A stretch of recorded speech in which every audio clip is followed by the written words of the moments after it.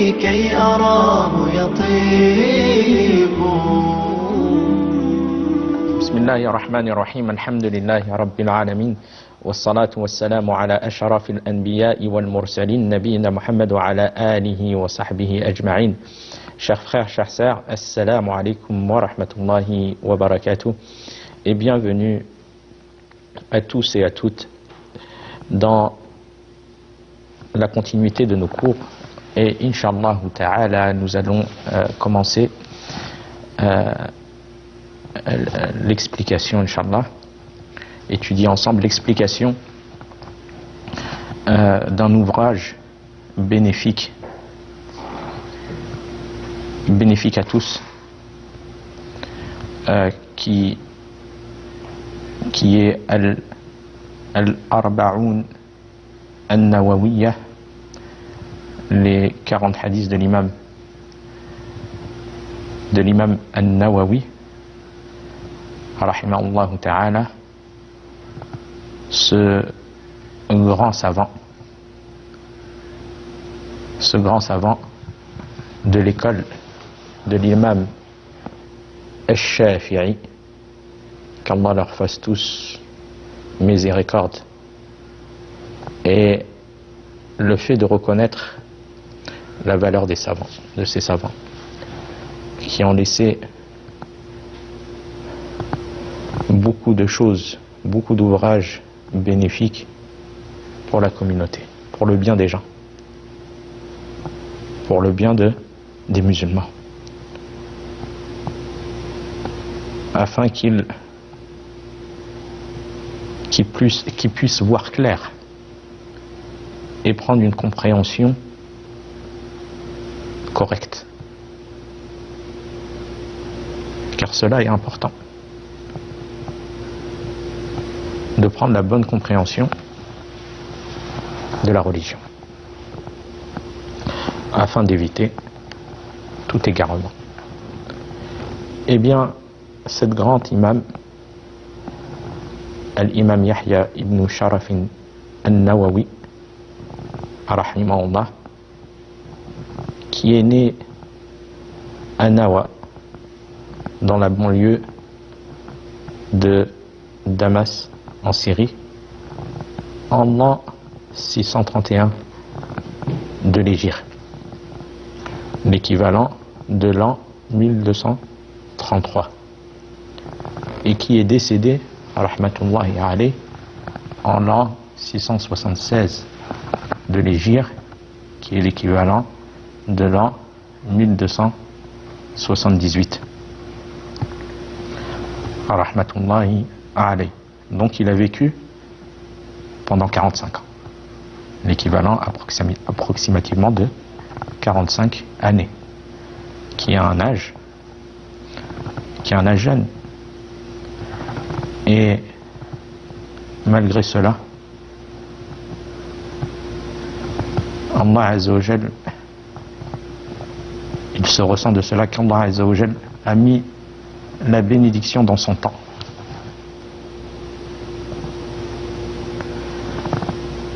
En ce peu de temps de vie, rahimahullah, il a laissé beaucoup d'ouvrages bénéfiques aux musulmans.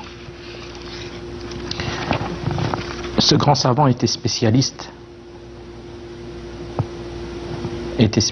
dans de nombreux domaines, dans le fiqh, la jurisprudence, dans usul al-fiqh, dans les bases de la jurisprudence, dans la langue arabe et dans le hadith, rahimahullah. Et les savants comme Cheikh Al-Uthaymin rahmatullah alayh a dit à son sujet qu'il fait partie, l'imam An-Nawawi rahimahullah, des gens les plus savants. Il fait partie des gens les plus savants. Et aussi l'acceptation des des musulmans de ces nombreux ouvrages, comme par exemple le livre que nous allons, Inch'Allah, étudier ensemble, Al-Arba'un An-Nawawiyah, les 40 hadiths An-Nawawi,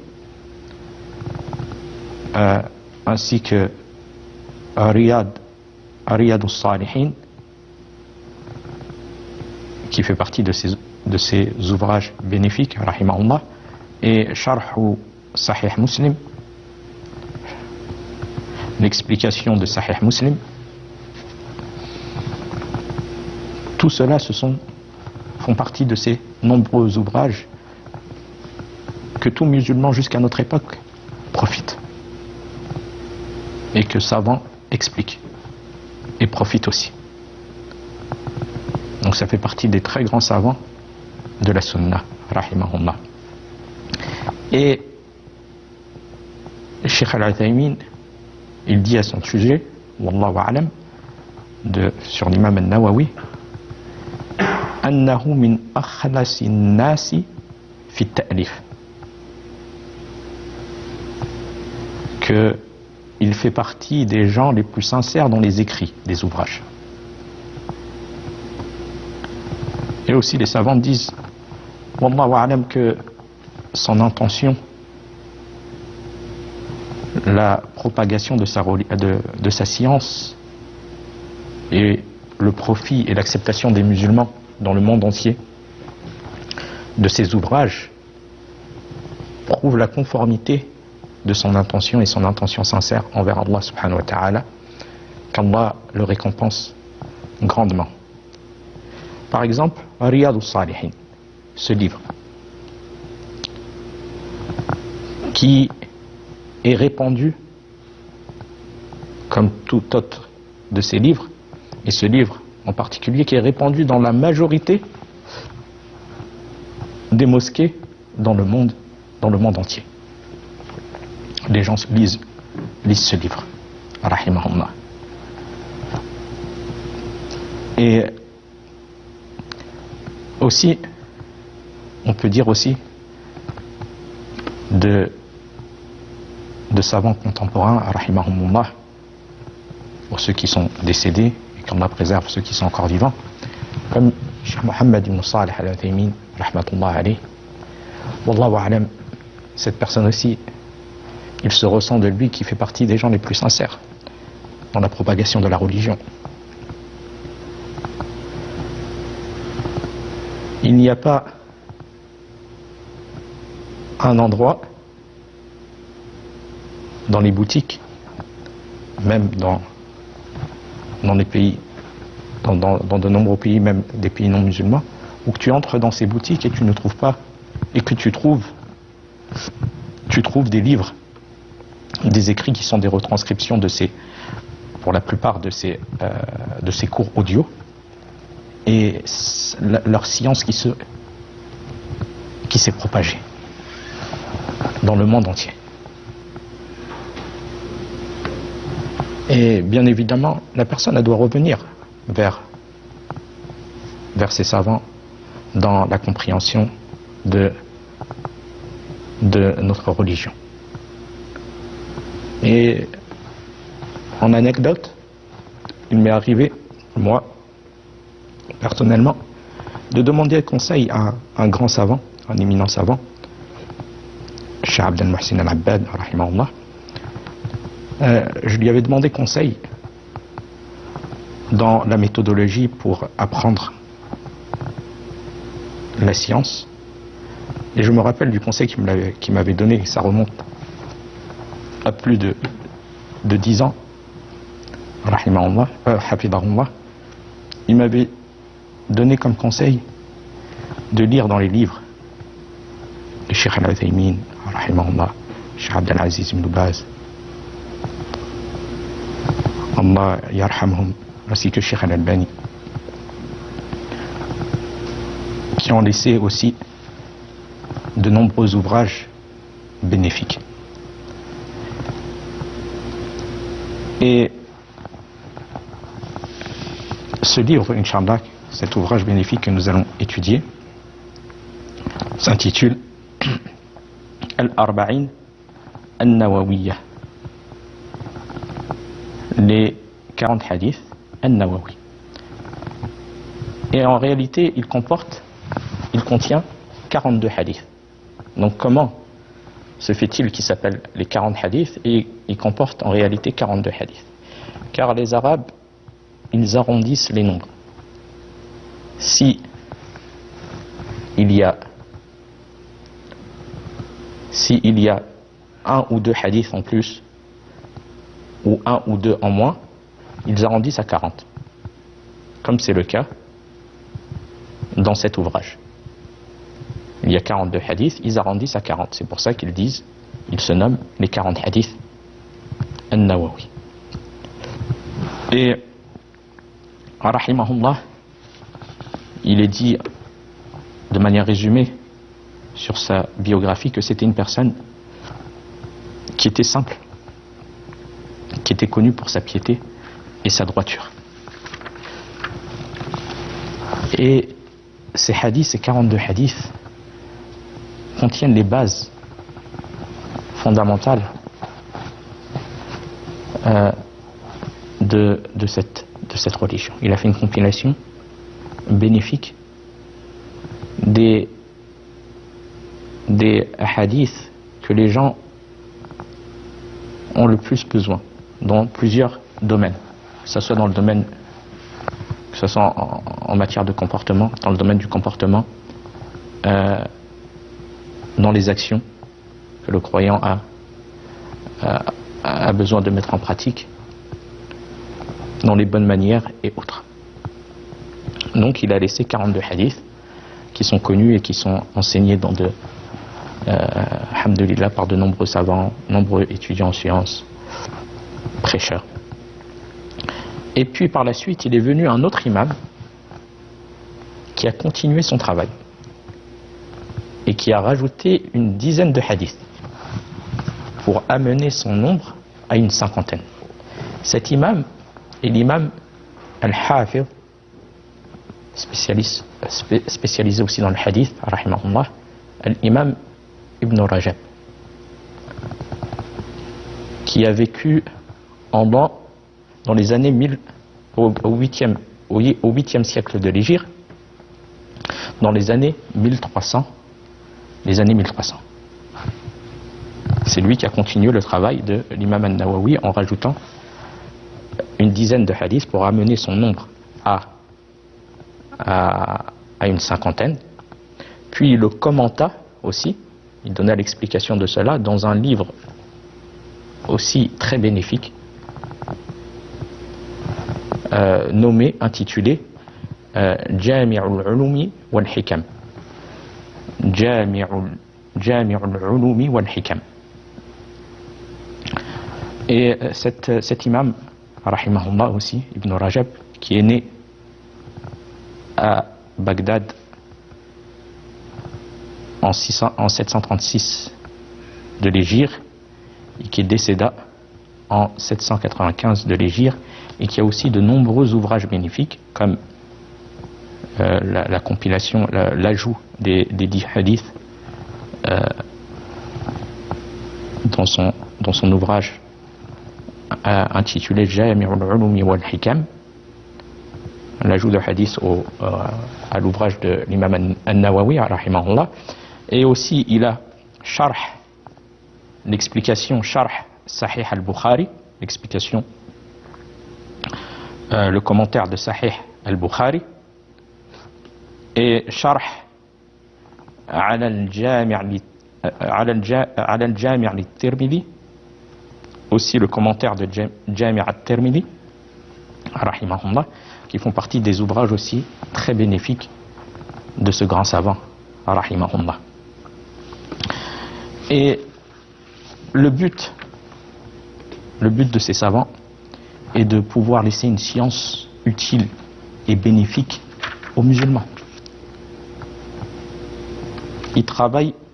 Ils ont laissé ces choses-là pour être utiles à la communauté. Et cela fait partie des œuvres continues de la personne, comme nous avons pu voir dans les mérites de la science, de l'apprentissage, les mérites de l'apprentissage de la science. Et dans le hadith du prophète sallallahu alayhi wa sallam, que quand la personne, le fils d'Adam meurt, ses œuvres sont arrêtées à l'exception de 3 choses. Et parmi ces choses, une science utile que la personne laisse aux gens. Donc nous, on fait que d'apporter leur explication. Et eux, ils sont morts, rahimahumullah. Donc on demande à Allah Azza wa Jal qui leur donne la pleine récompense et qui les élève en degré au paradis. Et tout cela dans le but de la récompense et de laisser et de donner et de propager la sunna du prophète alayhi salatu wassalam, afin qu'elle soit propagée aux gens et que les gens puissent la comprendre et œuvrer avec. Et il y a un grand mérite dans cela, car le prophète alayhi salatu wassalam, comme il dit dans un hadith, Naddarallahu mara'an sami'a maqalati fawa'aha fa'addaha kama sami'aha. Ça, c'est une invocation du prophète sallam en faveur de la personne qui fait cela. Le prophète sallam a dit, et c'est une invocation, il invoque Allah en la faveur de la personne qui fait cet acte-là, qu'Allah illumine celui qui entend ma parole, celui qui entend la parole du prophète sallam, la comprend et la transmet comme il a entendu. Qu'Allah illumine celui qui entend ma parole, la comprend et la transmet comme il a entendu. C'est-à-dire que le prophète sallam, il a invoqué Allah en faveur de celui qui entend sa parole, qui la comprend et qui la transmet comme il a entendu. Il a invoqué de quoi? Qu'Allah subhanahu wa ta'ala illumine son visage et le fasse resplendir le jour de la résurrection. Donc on demande à Allah subhanahu wa ta'ala qu'il fasse que ces savants récoltent cette invocation du prophète alayhi salatu wassalam. Et aussi la personne, si elle a appris un hadith, d'où le bienfait qu'on apprenne des hadiths, même si c'est peu de hadiths, mais les hadiths les plus importants, comme c'est 42 hadiths, le fait de faire l'effort de les apprendre, de les comprendre et de les transmettre, même si on les transmet aux gens les plus proches de nous, on contribue bi'idhnillahi ta'ala à la propagation du bien, à condition qu'on l'entend, on la comprend et on la transmet comme la personne l'a apprise, et l'a entendue et l'a comprise, afin de récolter aussi ce bien-là. Car Allah Azza wa Jal, sa grâce est immense. Donc même si la personne elle le fait autour de sa famille, autour de chez lui, et avec l'intention de récolter ce grand bien. Et aussi le fait de ressentir aussi l'importance de la transmission du bien. Car les gens ne se gênent pas à transmettre le mal et à propager le mal. Et donc on a besoin aussi de propager le bien pour contribuer au bien de la communauté. Chacun selon sa capacité. Si la personne elle a compris quelque chose, elle a compris un verset, elle a compris une parole du prophète alayhi salatu wassalam, le fait de le donner à autre afin que lui aussi il en profite, car c'est ça le but. Ça ne doit pas rester en toi seul et les autres. La personne elle doit faire profiter les autres, chacun selon sa capacité. Et chacun selon ce qu'Allah lui a facilité. Il y a des gens, Allah Azza wa Jal, il leur a facilité le fait d'être bons conseillers. Les jeunes sont à leur écoute. le fait de profiter de ce bien-là pour appeler les gens à la droiture, au bien, et mettre l'intention de se rapprocher d'Allah par cela, eh bien cela, c'est une adoration. Donc chacun doit transmettre ce qu'il connaît et qu'il a compris selon sa capacité, avec l'intention par cela de se rapprocher d'Allah subhanahu wa ta'ala. وفي الختام هذا والله أعلم وصلى الله على نبينا محمد والسلام عليكم ورحمة الله وبركاته. أسعد قلوبا بالهداية والتقى ونر طريق